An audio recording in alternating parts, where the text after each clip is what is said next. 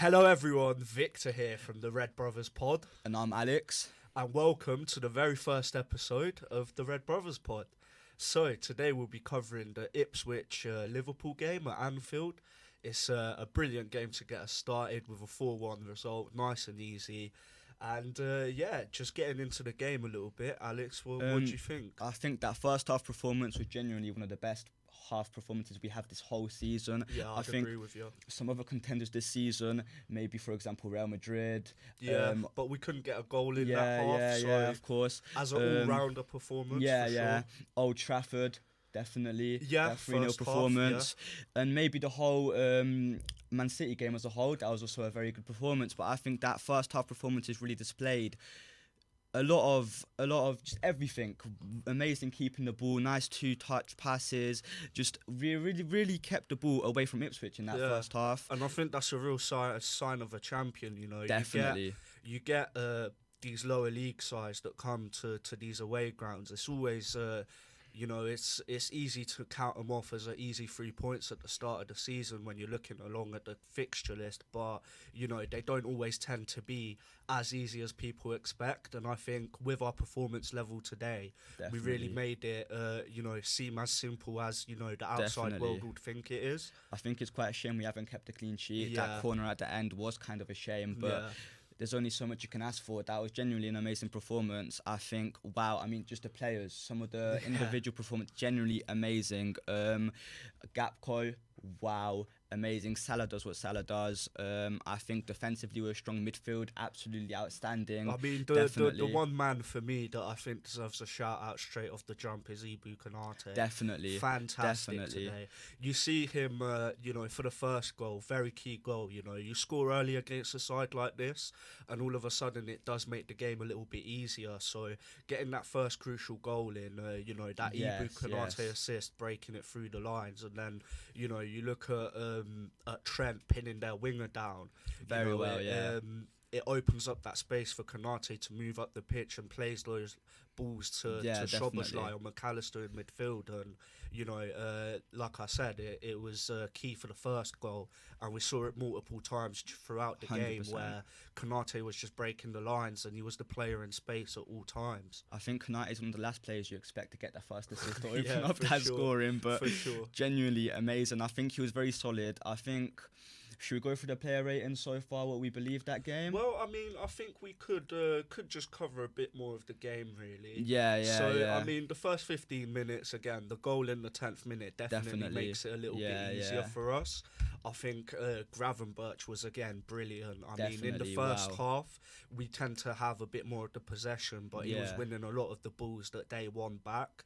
So that was great. And just his half turn, there was one in the first 10 minutes. The way he gets out of pressure, it's just times where 2 men on his back, 3 players pressing him, and he just gets out of it every single time. He rarely loses possession. Genuinely, it's amazing. It's incredible. And, if you look at the other sixes in the Premier League, there isn't another six that can use his body to manipulate a ball as well as Gravenberch. And, of course, he's got the he's tall, he's strong, so that helps him in a physical on the physical side. Yeah. However, I don't think I've seen a six like this since Yaya Toure. Genuinely, I think he might be one of the best sixes in the world right now, if not the best, because Rodri's out for the season. Rodri's out for the season. Rice is having a bit of a poor season. So in the Premier League, I think he's definitely the number 1 six in the world. And even if you look across the world, like, I'm not sure there's anyone that's been on a Gravenberch level this season.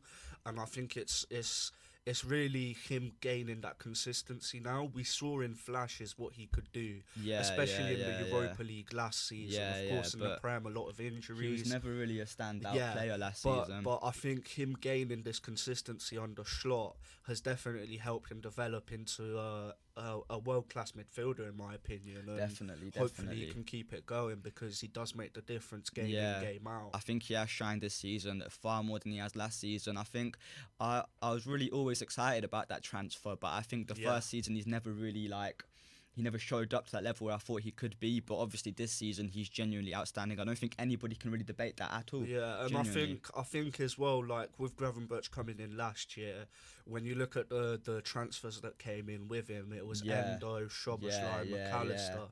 They were our starting midfield at the start of last season and throughout large parts of the season. So it makes sense why someone like Gravenberch couldn't break through that team. Yeah, but now definitely. Slot slightly altering the system to have those two sixes, it really suits Gravenberch and McAllister as a double pivot, as they've got all the key aspects you'd like in your midfielders, them to have between them. So that's where you start creating that balance of a midfield and why we've been so good at the midfield. Definitely. And I think that's a pretty good segue into Szoboszlai's performance. Yeah, definitely. Wow, genuinely. I think last season, this season, he kind of wasn't at the level where I think he was expected to be, because for sure. he didn't have that final product at times. He'd pick up the ball, get it past somebody maybe. When it comes to that final pass, that final shot, sometimes he wouldn't have it in him. But I think this game he genuinely displayed his whole skill set. That finish, genuinely amazing. Yeah, it was great. And, he takes it on his weaker left foot. Exactly. He beats one with a body feint and just slips it into the corner. And realistically, that's all we need from Szoboszlai. You can't ask him for anything more, genuinely. For sure. And, I really do think that we're starting to see the Szoboszlai that we saw at the start of last season. Definitely. He came in and there was a lot of hype about him. That goal at home to Villa, the West Ham performance in the Carabao Cup. So we were all really excited to see, Szoboszlai come along and develop. Yeah, definitely. But, he's finally picking up that form. And even if you look back a few weeks, he's been consistently putting in 7, 8 out of 10. Yeah, better and better performances overall as an average. And that's the sort of players we need in our midfielders to be challenging for these titles. Definitely. Because, he's our difference maker in midfield, if you'd like. He's the highest point of it. All the play goes through him out to the wingers, and his running as well is really beneficial. Definitely. I know we didn't really see it in this game because we had the ball like 80% of the literally, game. Literally. But for sure, even if you look back at Spurs away, the goal he scores, the assist he gets, they're all important moments, and that's just through his sheer pressing and determination and running. So I think he has been a level up this season from what we saw last season for large parts. I think you can see his skill set as definitely the way he can kind of like grab him, but sometimes there's times where he gets that ball out of his feet under a lot of pressure and there's a man on his back, and he genuinely does use his strength quite well. And obviously with his actual technical ability, it matches quite well with his physical abilities. They go hand in hand, and I think it is similar to Gravenberch. Obviously they play different roles, but I think there was times this game where he had a lot of pressure on him, maybe a man giving him a bit of physicality, and he was definitely able to progress that ball quite often. I'm quite happy with that performance as a whole. Yeah, for sure. Definitely. And, it's really important that the midfielders are putting in these sorts of performances, games like this where, a 50-50 ball in the middle of the park can result to a counter-attack goal for them or potentially a counter for us. So they are really important areas of the pitches where we're picking the ball up and we're retaining it well and keeping it well. Because Ipswich have Liam Delap up top, very, very good player. He wasn't great today, to be fair. I know, but he is quite a good player to be able to pick up that ball. Sometimes he can do something with it. But to be fair, in the first half, Van Dijk and Konate, mainly Konate, didn't give him a sniff at all. I don't think he had a touch in the box in the first half. I could be wrong. I don't think all of Ipswich had a touch now the whole half. So wow. I mean, we limited them to one shot. I think it was outside the box from Amari Hutchinson. I'm not sure if that was early first half, not early first half, late first half, second.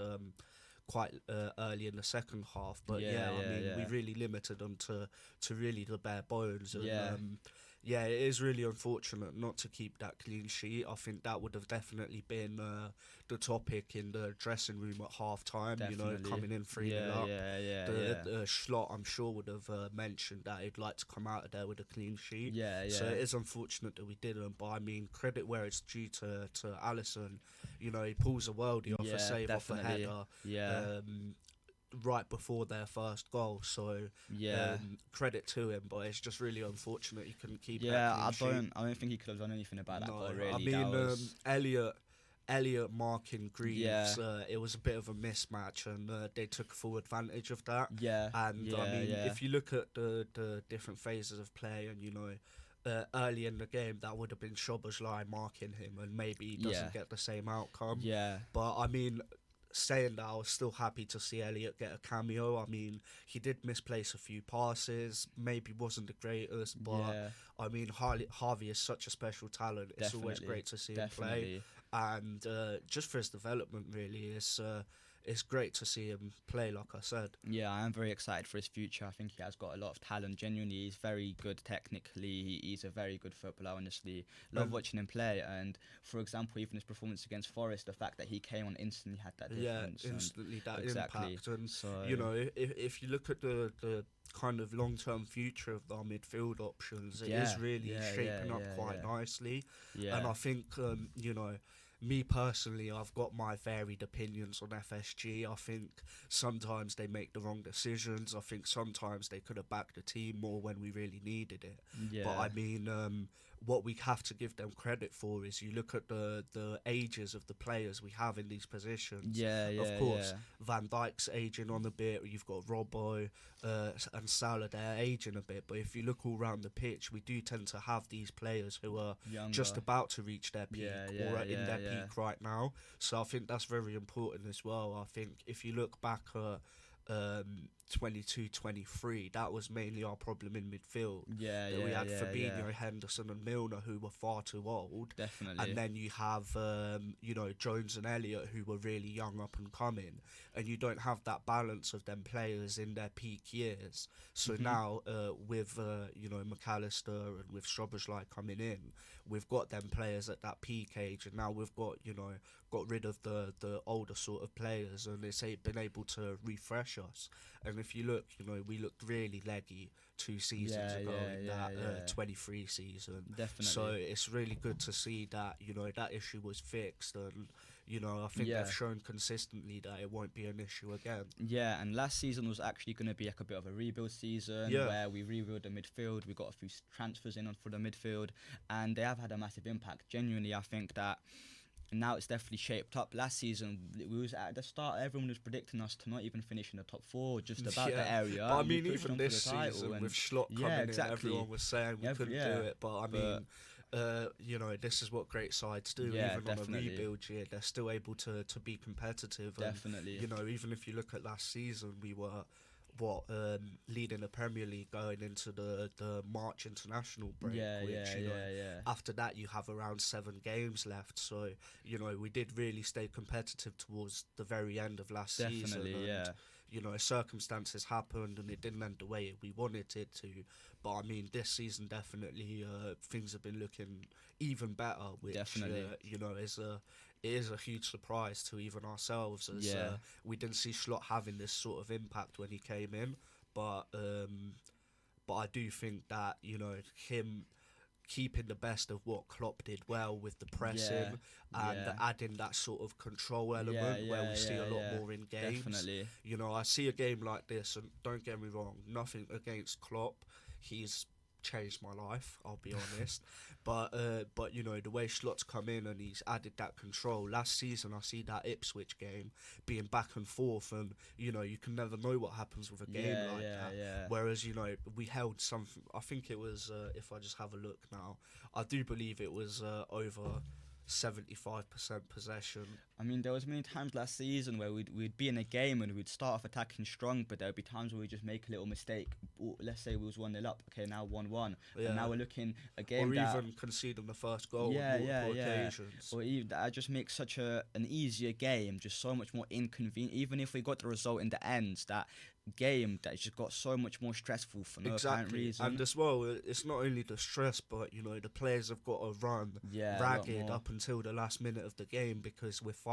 Whereas this game, at half time, realistically, we knew the game was Yeah, over, yeah, and that yeah. allows Slot to bring in substitutes and rest certain players. Yeah, and for example, Dan's getting exactly. I mean, I never saw that coming before the game, and I do think that it was a good moment to throw Dan's on because there wasn't much jeopardy in the game. Definitely, I think I'm very excited to see him start. Obviously, he had that goal against Accrington Stanley. I think he played great that game, and I think it's great. I'm excited to see him play more often though, because I think he's so young. He's literally just came through the academy pretty much, and he's somewhat in and out that first squad now. Yeah, which is really impressive in itself, because when you are a youngster in a team that is challenging on four fronts, you do have to be a certain type of player to be able to still pick up minutes. Definitely. And in the cups, okay, youngsters do pick up minutes, but when you start transferring those minutes into last 20 minutes of a Premier League game, that for his development and for us as a club as well is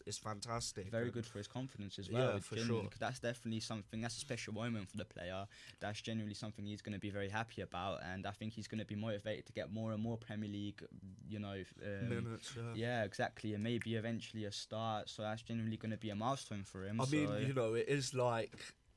I know Nunes did score the 2 goals against Brentford and won us the game, but you can start having that debate whether Dan should be ahead of Nunes in the pecking order. I know it's a bit ridiculous because Nunes was worth a lot of money, but when a young player is coming in and scoring, even if he is getting like 10-20 minutes at the end of the game, he scored last year against Southampton in the FA Cup right after the Chelsea Carabao Cup game. He of course had a huge role to play in the Carabao Cup final last year. I was very impressed that game. And he played some Premier League minutes last year as well, so for his development it's going to be fantastic for the team to keep going how they are. And you can tell he's very hungry for success. He's very hungry to get those minutes, very hungry to have an impact when he comes on. You can tell, and he has that confidence about him a little bit where he's not really scared. Like he knows his ability, and he is just trying to show, trying to get more and more minutes. And I think our next topic should really be Mo Salah.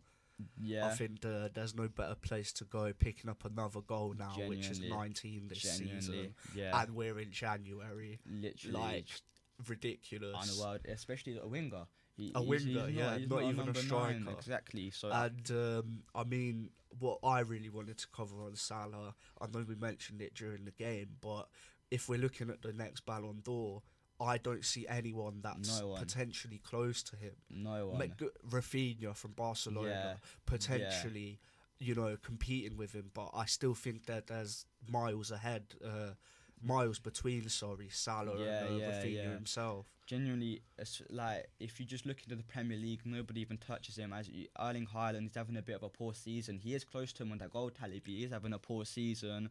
Nobody's really anywhere near him. But this is the thing, like, because, of course, people talk about Salah's goals. Yeah. And, it's a great achievement, but look at his creative numbers. Look at how many, assists he has, how many crosses he puts into the box. Definitely. That trademark almost Mo Salah pass now with the outside of his foot on the trivela. He does that consistently, and he creates a lot for his other striker mates, and that's just as important, because if he is having an off day in front of goal, you can put your hat on him getting the assist, because he gets in the dangerous areas over and over again. I mean, very often you can back him to get that goal or assist. Even if he's having a poor game, he can sometimes just pull it out the bag where he pulls out a shot, pulls out an assist out of nowhere. I mean, the best example of that is Newcastle away. I know we drew the game 3-3, but we were 1-0 down at half time, trailing for a large majority of the game, and we do end up getting a result there because Salah just scores 2 goals out of nowhere. There was one lovely finish on the half turn that he takes, and it's just, that is what it feels like having a world class player. Genuinely. Growing up being a Liverpool fan, of course we had Gerrard, but I saw the sort of latter years of Gerrard in Liverpool, and of course Suarez, no one could ever compete with him, in my opinion, for a Liverpool season. But it's nice to have that world class player in the team that we can over and over and over again rely on to produce. And It's crazy numbers this year, and like I mentioned, I don't think anyone's anywhere near him for the Ballon d'Or at the minute. Genuinely, I think he is actually one of the just all round everywhere. He just does what he does, and he's done it seasons after seasons Exactly after that. seasons. And when he came in, he was a one season flop, and 8 or 9 seasons later, and we're still talking about how fantastic Mo Salah is. So he's genuinely been world class throughout his whole Liverpool playing career. So I mean, I think the lowest goals he's ever got in the Premier League was 19 goals, which is that's any sort of like mid-table league striker that achieves those sort of numbers is considered considered like a great striker. So the fact that in his worst season ever he still managed to put up them sort of numbers is spectacular. And I do really think that FSG need to just get this done, because the thought of Salah playing for someone else next season is a bit concerning. Definitely, because especially if he goes to another big team. Yeah, I mean, I did see PSG were linked, but apparently that wasn't something that I'd be interested in. I mean, I don't blame him. PSG aren't in a great position right now. And to be fair, I don't really think it would work for PSG with what they're trying to do now with, bringing in more French players. I don't think that would be an attractive sort of move for him. But I mean, what I think is Saudi are always going to be there. Definitely. He would be like their key player in that league, being Muslim himself. He'd be the figurehead of that league, and Saudi's not going to go away. Give him another 2-3 years at Liverpool, and then move him on to Saudi. That just depends on whether he'll decline. But we thought he'd decline going into last season. He didn't. We thought he'd decline going into this season. He didn't. So when is the point that we stop doubting him and just give him the pen and paper and go, just put a figure down? Definitely. I think losing him with that, especially, you can say he's still in his prime. He's still it's still an amazing season. I do think that this is the best Salah season we've seen, and if he keeps it going, it'll be remembered as the best Salah season we've seen. Alongside his 17-18 season, where he scored 32 goals, if I'm not wrong, in the Prem, and obviously broke that record for the most goals in a season before Haaland came along and did it. So, it is really important that we do manage to keep him. And the other two as well. I mean, Van Dijk, he's just colossal at the back, and by far the best centre half in the world over the course of the last 6, 7, 8 years. Definitely. And of course, his injuries have maybe held him back in the past, but this season especially, we have been seeing the best Van Dijk over and over again. And I think ever since he got that captain's armband, it's really been beneficial to him, and his performance has risen. And that's what you want from a Liverpool captain. We need him to take that responsibility on his shoulders and take that pressure on himself. And when the team are struggling, hold his chest up high and go, it's okay, we go again. And whenever we concede a goal, the camera always pans to Van Dijk, and he's telling all the lads, keep your heads up, keep going. And I think a lot of people don't appreciate that side of being a footballer and being a captain, because mentality is a lot of what it takes to be a footballer. But he's got that in abundance, and he really keeps this team together. And when the fullbacks aren't performing, he's in their ear the whole game and keeping them in check, because you need someone to be able to do that. I think his leadership skills are actually amazing. The way that for example, we've seen it a few weeks ago with Trent when he had a poor game against United. Exactly. So he was the first person to tell him, not good enough. Over and over again as well. You see throughout the game, Van Dijk. I mean, the funniest moment of the game, it wasn't a very funny game for us, unfortunately. But the funniest moment of the game was for sure this Van Dijk side eye to Trent when he let someone go past him. I think it was Dalot. I mean, you can tell he's not afraid to say what he means. He's not afraid to say, especially to Trent, he is a very good player. You can say he's world class as well, genuinely. For sure. I mean, he's an amazing player, and you can see Van Dijk's not scared to tell him to fix up, tell him to stop making the mistakes he's making. Yeah, and for I sure. think he has a massive impact. But on I the mean, team. speaking about Trent today, I thought he was absolutely Amazing. brilliant. I think we finally saw again. Yeah, and I think that was the closest performance I've seen in a very long time, where he's looked as himself from the Champions League and Premier League winning seasons. That cross, himself, that cross that he puts in for the Gakpo fourth, was it? It's spectacular. It's what we saw Trent do at his best consistently for the likes of Bobby Firmino, for the likes of Sadio Mane, and now he's providing that same service to whoever's up front, whether it's Diaz, Jota, Nunes, or whether it's Gakpo or Diaz on the left. He's really been. I think apart from that United game, I really do think he's been back to his very best, and it's great to see. But I mean, that does bring a question to my mind of, is he playing for that Real Madrid move? I mean, it is a big topic, because obviously when you see him having a great performance, you're very happy to see that, and it does remind you of the times where we was winning the Premier League, like you said, the Champions League. It's quite sad to think about the move, but it's a big possibility. It's something we might have to prepare for. But I mean, we do have Conor Bradley. I know, Trent is world class and Bradley isn't just quite at his level yet, but for a young player coming through the academy, I think you can't get much better than Bradley at right back. I think his breakthrough last season was genuinely amazing. He had that amazing run of games when Trent had an injury. The goal against Chelsea at Anfield. I think he had an amazing run of games. I think he genuinely showed that he is worthy for a start. He genuinely is worthy. I think But when Trent puts performances in like today, it makes you question that, is Bradley going to be able to develop the same and produce the same? But I mean, great positive win today, so I say that we leave the Trent to Real Madrid talk to another day. So hopefully he signs a contract before we ever have to get round to that conversation. But I mean, just moving on, I think Cody Gakpo again today, fantastic. I think over the course of the season, behind Salah, he's probably our second best player consistently. He's scoring goals, important big goals as well. United we go 1-0 down. Who puts us back into the game? It's Cody Gakpo. Even if you look at the Carabao Cup game, was it, against Brighton? 2 goals, one outside the box, and finish as well. He constantly makes the difference for us. Goals against now Real Madrid, Man United, Man City as well. He scored with that pass to Salah at the back post.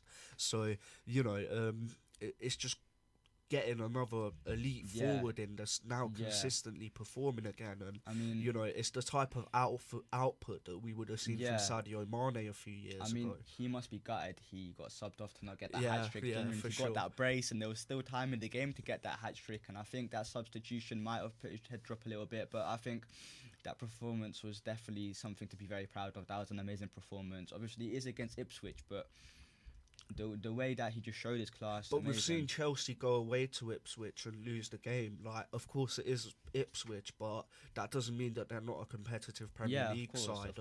Of course, at Anfield you would expect us to win, but the fact that Gakpo is able to, take the initiative and make things happen again and again, and 2 goals and an assist today, it's brilliant. And I mean, really glad to see Gakpo today. I do think Ipswich is quite poor that game, though. I think we limited them to very little on the break. But another contention or question I have is Diaz.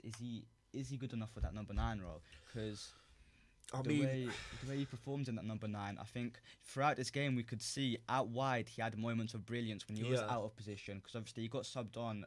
He got moved to that out wide left winger role, but I think there was times throughout the game where he was out of position and he was out wide and he was able to have a good impact. But I think during that number 9, I don't think he did.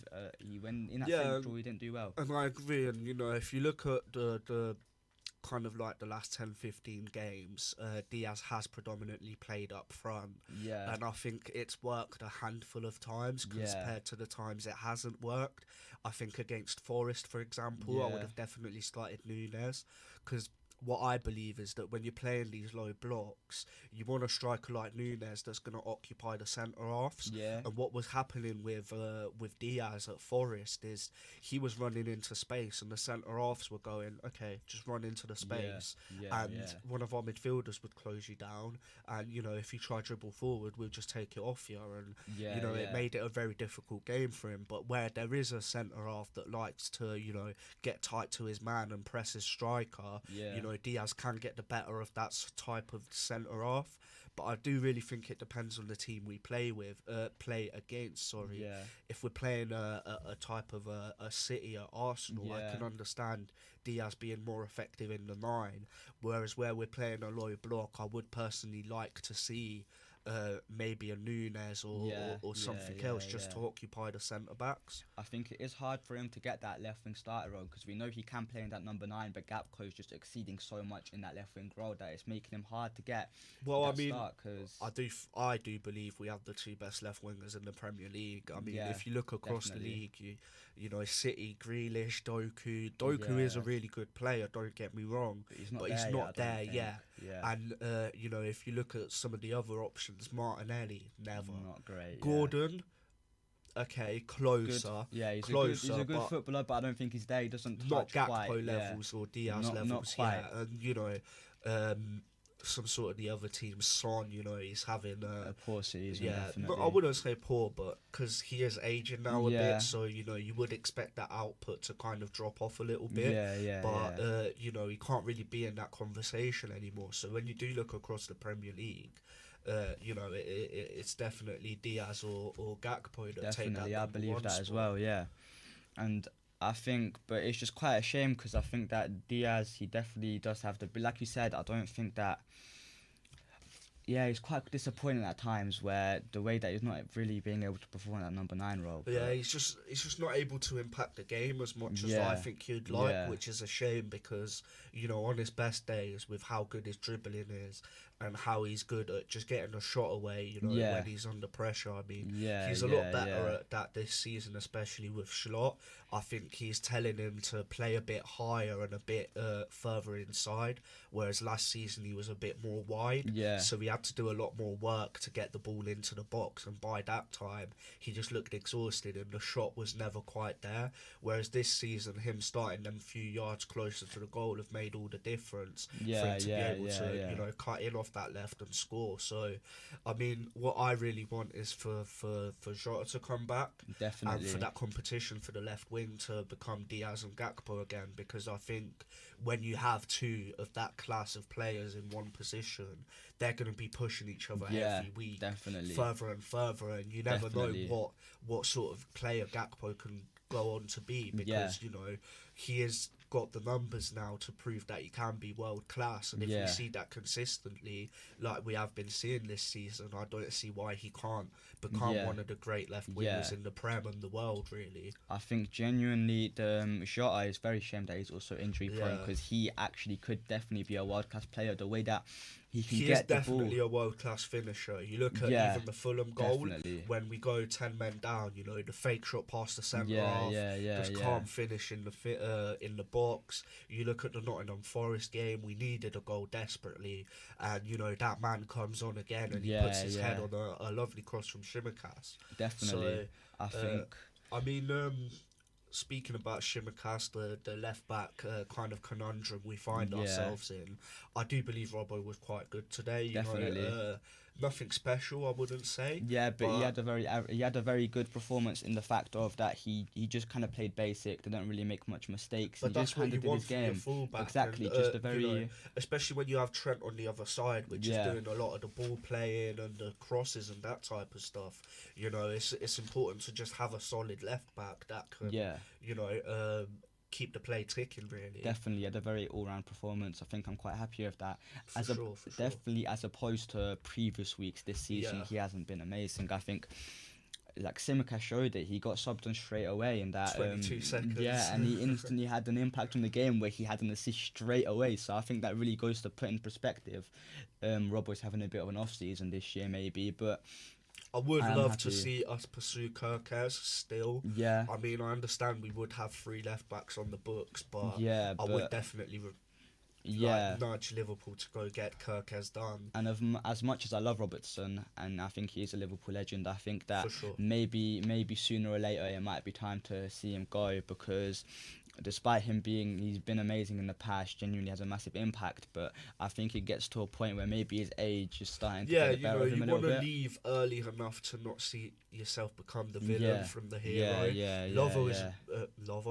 Robbo is loved in Liverpool, and we all appreciate him as a player and what he's done, and coming in for 8 million and having the impact he has, no one could have ever predicted. So he is a Liverpool great. It's just like I mentioned, just leaving early enough to see yourself not become the villain. Yeah, definitely.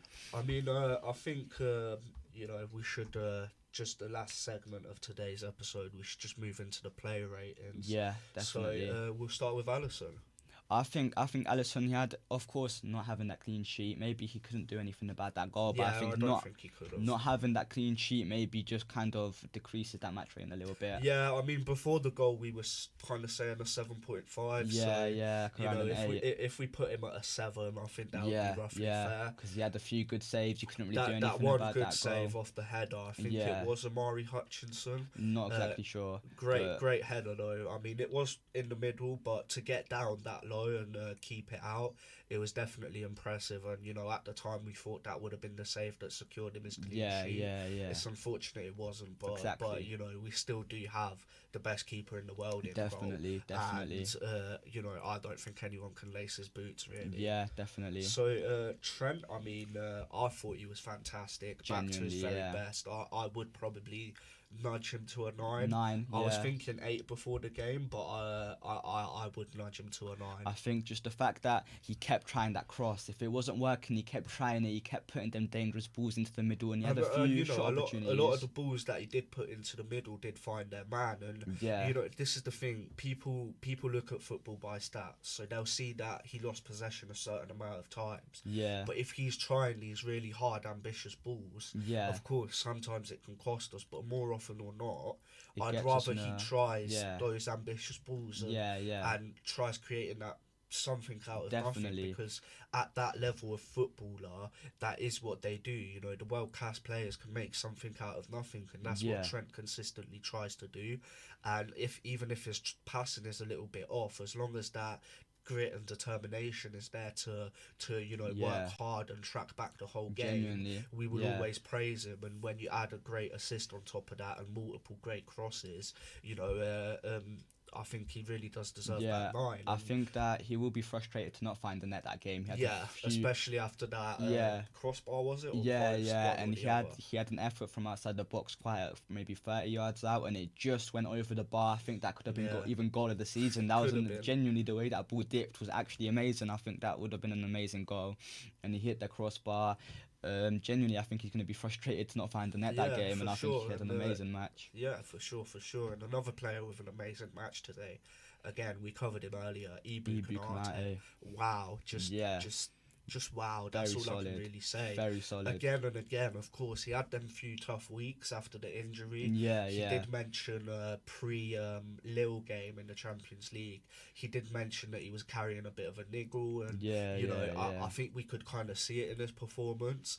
But seeing him be back to his very best for that game against Lille and today, I think it's very important for the our season in general. Yeah, I think he'd finally picked up the pace after his injury a little bit, and he genuinely showed today the strength, the aggression, the assist. He didn't give the lap a sniff, really. Exactly. Apart from a dive in the box the lap took, I don't think he made any impact whatsoever. So, that's all credit to Konate. Yeah. And his partner Van Dijk, personally for me, solid 7 out of 10. Yeah. Didn't do nothing wrong, done everything right, really. Nothing flashy. So I think a 7 is about right, but that's what you want. That's what you need. 7 just out of half. Very solid. Nothing that stands out. Nothing. He didn't have a moment that really showed like anything amazing, but I think he just was really solid. Didn't let anything get past him. Exactly, and I think same goes with Robbo. Yeah, Robbo again, 7 out of 10. Very standard, really good performance. I think I'm quite happy with that. And then I think that goes perfect into Gravenberch. Wow. wow, 9 out genuinely, of 10. genuinely, Could be 9.5. genuinely amazing. Wow. That pass he played through, he didn't get the assist for it, but the pass he played through for, I think it was the third goal where Gapco scored. Wow, genuinely amazing. You can just see his quality. I mean, for me, he's an octopus.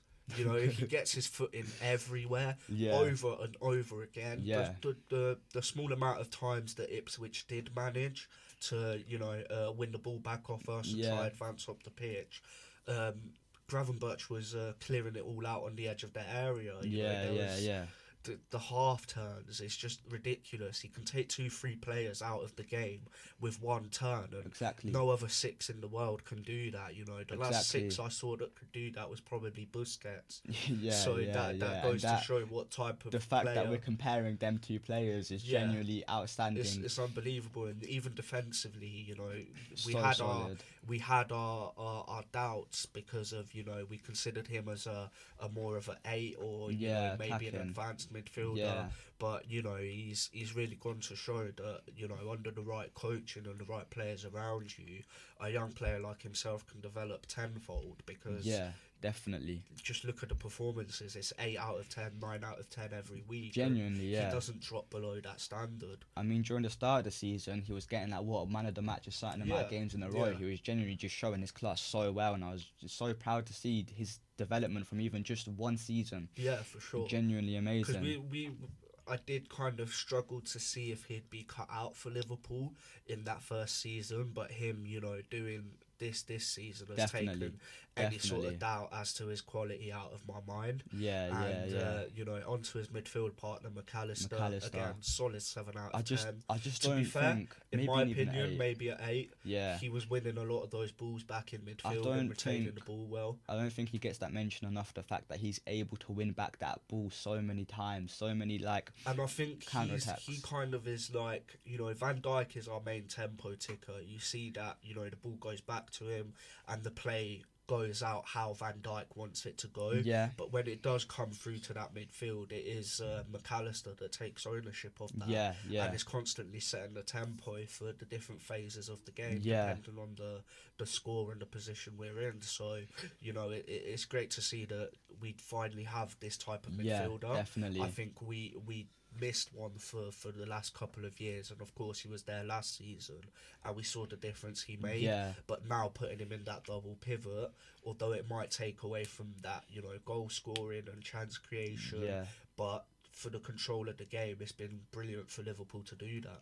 I think there's been times where we look like we're in danger for a counter-attack, conceding maybe a silly chance, and you can just see McAllister picking up the ball and starting that play, recycling the play very often. Even just tracking back, you see him running like a madman over and over and over again. I just don't know how he can do it for 90 minutes, but I'm glad he can. And, Szoboszlai is one of them as well.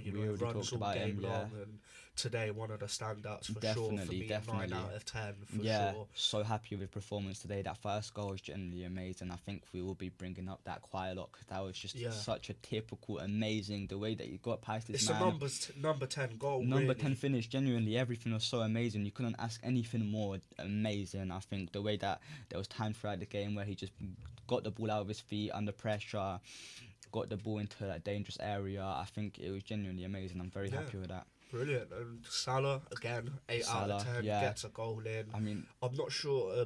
I thought he got the assist for the second Gakpo goal. Nah, I don't think he did. Okay, maybe I was a bit in the twilight there, but yeah, he definitely did get the goal. Yeah. So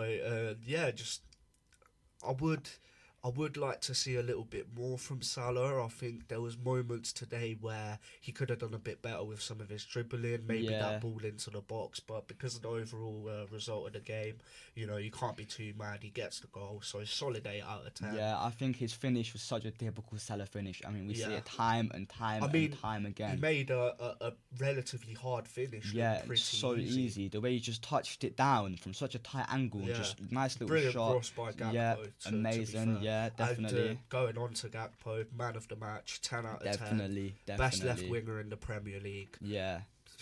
Not much more else than nothing else. Said. I mean, 2 goals, 1 assist. It's an amazing performance. Genuinely, I think such an amazing performance to see, and he's been doing it more and more often. Exactly and that. Just wow, I'm really amazed by that. So that does leave us with just Diaz. And, I would give him a 7 out of 10. Yeah. Again, Yeah. all round solid, got the job done. Didn't really do anything too special, but again, when the other two of the front three perform at the levels they are, you know, you can afford for one of your forwards to have a bit of an off day. So nothing too concerning. Maybe going forward, I'd like to see Nunes start against these lower block sides. Definitely. But you know, Nunes can be quite inconsistent with his finishing, so it's difficult to judge. But yeah, I mean, like I mentioned, the performance from the other two strikers, attackers, definitely made it a bit easier for Diaz today. Yeah, definitely, I agree. And I think after that Brentford game where Nunes has scored 2 goals, I think I'd like to see him start a bit more often, because obviously, for example, last season we scored them 2 against Newcastle. We started starting more often after, and maybe he didn't have much of an impact. But I think, like you said, against these times, he's a confidence player, so I think we need to utilise when he has that confidence and start him. Genuinely. Because it does come around quite rarely, which is, you know, probably why Nunes isn't unfortunately quite of the level required at Liverpool. Yeah. But you know, he's a confidence player, so we need to take advantage of them purple patches he has. And really utilise that. Yeah, I think it is a shame that he hasn't worked out at Liverpool, and I've actually never seen a player more than I wanted to work out than Nunes. Genuinely. I mean, we've been huge Nunes fans from the day he's come in. Genuinely. Especially in my brother's, Liverpool fan career, if you could call it that. He's been the first, proper number 9 we've had, and you know, I had Suarez before that. I saw glimpses of Torres when I was a little bit younger, so I've seen these great strikers at Liverpool, and I thought Nunes could be that next one. And it's real unfortunate that you know, he wasn't able to be at the heights that we'd like him to be. But I mean, you know, what I'd do with Nunes is keep him here for this season. You know, he'll have another 1-2 moments like Brentford away this year. So say thank you for his service, and you know, look to bring someone else in the summer. I mean, it is a shame, like we've said, it is a shame that he didn't work out. But obviously, he has had I mean, if we go on to win the title this year, which is looking like we do, we're going to thank Nunes for that. For sure. Them 2 goals at Brentford, that was a pivotal weekend. Yeah, exactly. Arsenal dropping a 2-goal lead at home to Aston Villa, and you know, us getting those 2 goals against Brentford in the last minute. It was really important for us, and genuinely a key turning point in the season, and you know, hopefully something that we can build on into that Premier League trophy. I think it genuinely has carried on our momentum through the season, because it was starting to drop after that loss to Tottenham. I think it was ever since the Newcastle game where we should have won it. Kelleher makes the mistake in the last minute. It cost us the 2 points, and then Everton got postponed.